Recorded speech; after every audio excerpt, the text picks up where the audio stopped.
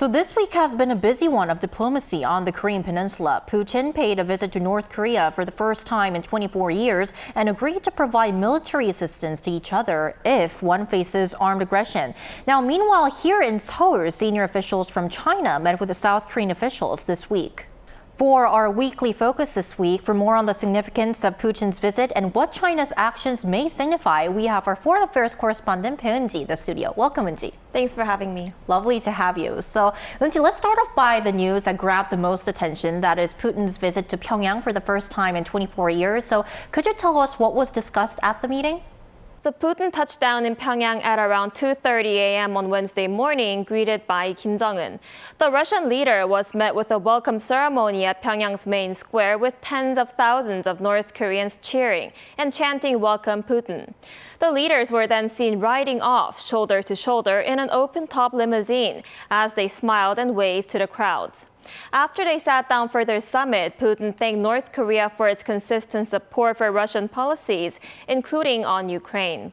Kim expressed the regime's full support and solidarity with Russia in conducting military operations in Ukraine. North Korea expresses full support for the Russian government's special military operation in Ukraine to protect its sovereignty, interests, and the stability of its territory. Last year, as a result of your visit to Russia, we made significant progress in building up our relations. Today, a new fundamental document has been prepared that will outline the basis of our relationship over the long term.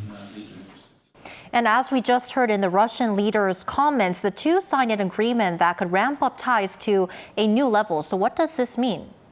Right, like you just said, the two leaders signed a new deal called the Comprehensive Strategic Partnership Agreement that elevate their military cooperation. According to the North State-run media, Article 4 states that if one of the countries is placed in a state of war due to an armed invasion, the other must deploy all means at its disposal without delay to provide military and other assistance. But there are mixed views as to whether this can be regarded as an establishment of a security alliance. One expert says there's no doubt this is the case. An alliance means there is a common enemy, and because they've agreed to provide military assistance in the event of an emergency, we can say that they have established an alliance. Without a doubt, the Comprehensive Strategic Partnership Agreement symbolizes a military and security alliance. On the other hand, another expert says North Korea's goal is to make it seem like Pyongyang and Moscow are reviving their military alliance. In 1961, North Korea and the former Soviet Union signed the Treaty of Friendship and Mutual Assistance, but this was scrapped 5 years later. It included a provision for automatic military intervention, identical to that of Article 4 of the agreement signed this week. One thing we need to pay attention to is whether the context is the same. In 1961, the two countries had a military alliance heading in the same direction as socialist countries. The current relationship between Russia and North Korea, however, is a comprehensive strategic partnership, so the degree of military intervention cannot be the same. There's a limit to seeing this as a revival of the military alliance just because the phrases are the same. Well, it definitely was a significant trip, and while Putin was visiting Pyongyang, officials from South Korea and China held high-level talks here in Seoul, which you covered, right? That's right. Earlier this week, Shin Chang-sing, the Communist Party secretary of Jiangsu province, met with South Korea's trade minister and business people during the two-day visit. The reason this is so significant is because Jiangsu province, located on the east coast of China, has the second largest economy among provincial governments in the country. It also has close trade and investment ties with South Korea. Separately, the day before that, foreign and defense officials from South Korea and China sat down for high-level talks.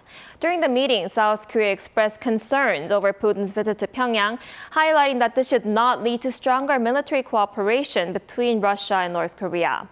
It once again asked China to play a constructive role in order to achieve denuclearization. I see, but Eun-ji, Russia and China have been traditional partners of North Korea, so all these high-level exchanges between the two countries and also Putin visiting Pyongyang this week, I want to ask you, could this signify some sort of change in relations between China and North Korea? Analysts say the timing of the Chinese officials' visit is significant because Beijing did not delay its senior officials' visit to Seoul, even though they probably knew in advance that Putin would be visiting Pyongyang. In fact, the South Korean government reportedly believes that there has been a recent strain in relations between North Korea and China, citing several reasons.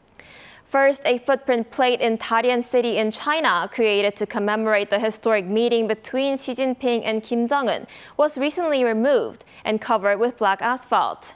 Second, the border between North Korea and China has not been fully opened yet, even though the pandemic has ended.